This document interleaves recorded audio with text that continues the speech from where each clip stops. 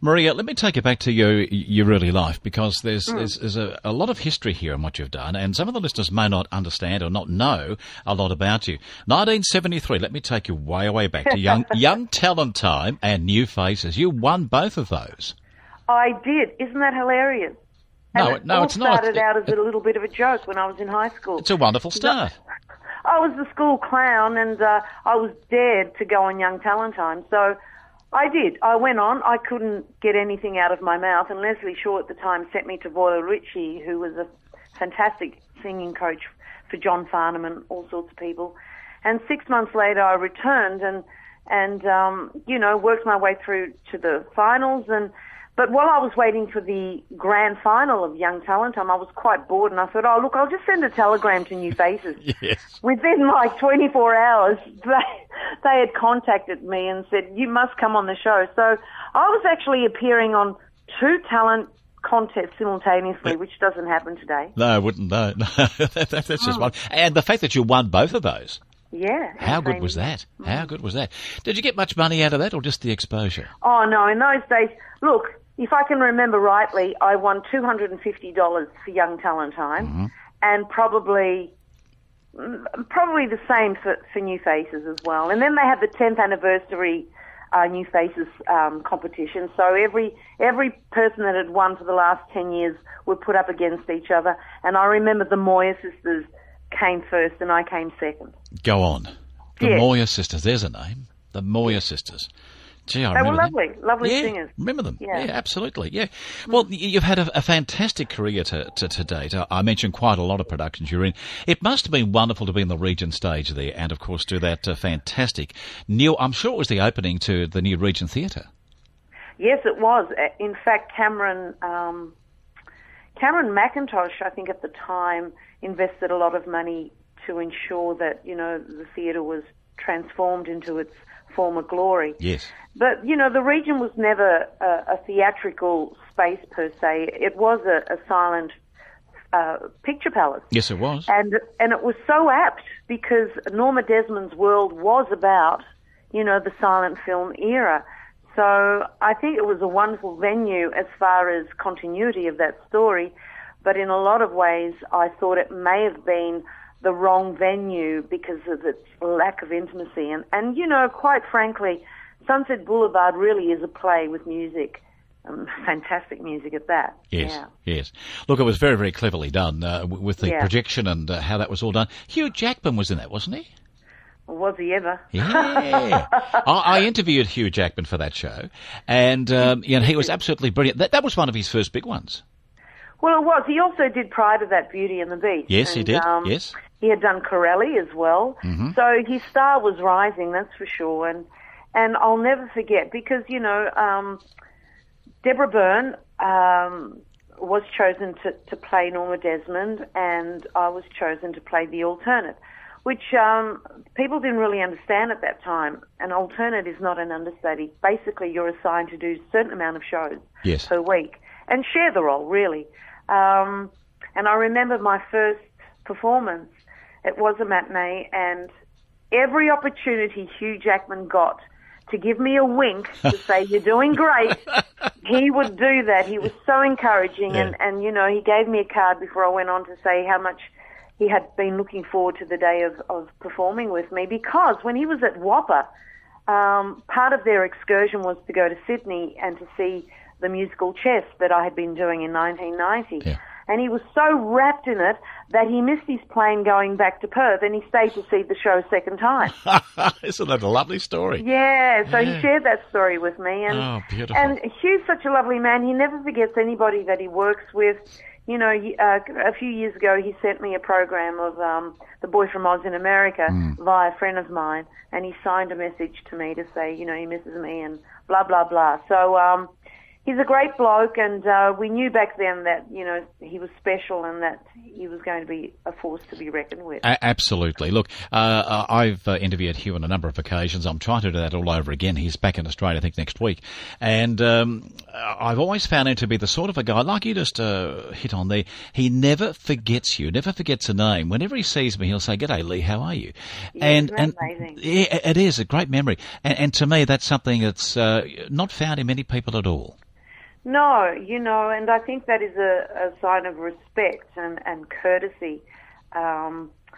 I remember people's faces, but rarely their names. Isn't that shocking? No, I'm the same. I could see you on the street and say... You're not Greek, are you, Leigh? No, but I'm away. I could see you on the street and say, my God, I know your face. There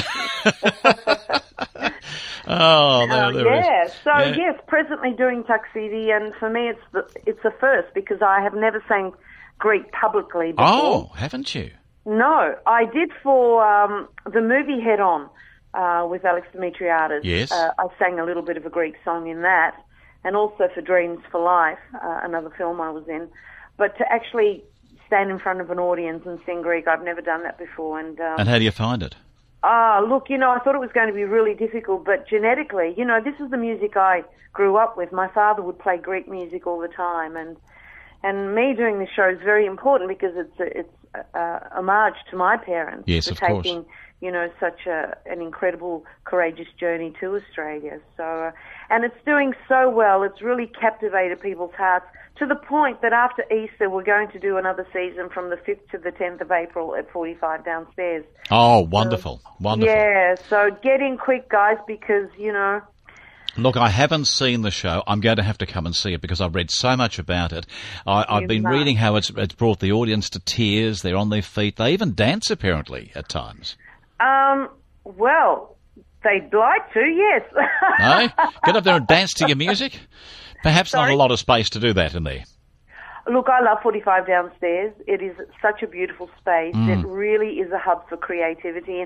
And I was very fortunate because I did Maria Callas in Masterclass twice at 45 downstairs. And I feel at home there. I feel embraced and very comfortable. But I think it's for an audience member, you really feel you're entering a very exclusive, wonderful, creative space. And we don't have many of those in Australia.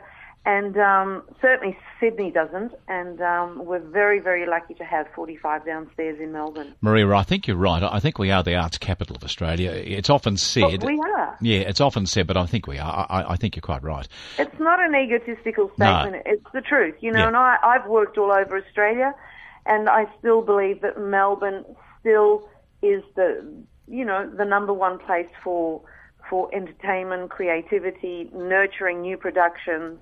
I don't think a show like Taxithi could have got off the ground in Sydney, to be honest. Really? And I think shows that do start in Melbourne have better longevity as well. What do you like doing? What do you like doing best? Television, film, stage? I love it all because every aspect of what we call performance incorporates, a different aspect of yourself. I love film and TV because it's so intimate and it's there forever.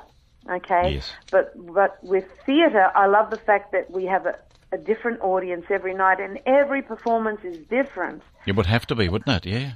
It is. We're reciting the same lines and doing the same songs, but the feeling that, because I find that the audience is the other actor, the audience is the other participant to what we are creating, and I never discount that. And I find that, just because we've had an opening night and you've had great reviews and everything, I think you owe it to every audience to, give them the same experience, really. Yeah. You've got to treat every night as an opening night, don't you? I do. I do.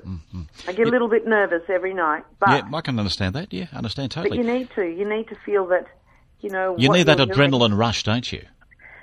You do. That's what catapults you and keeps you going, and I love it. I hope to be doing it when I'm 90. Wow. I'd like to see that too. Let me just mention that it'd be amiss if I left this interview without saying that you were the first woman in the world to play Frankenfurter in the Rocky Horror Show. I was. Isn't that incredible?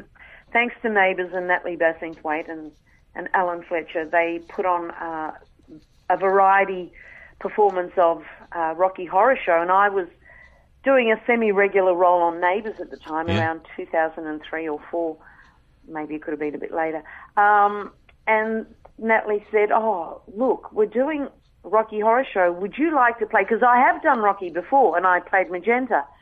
And I thought she was going to offer magenta, and she said, no, we'd like you to play Frankenfurter. And I just stood there for a couple of seconds, and I thought, yes!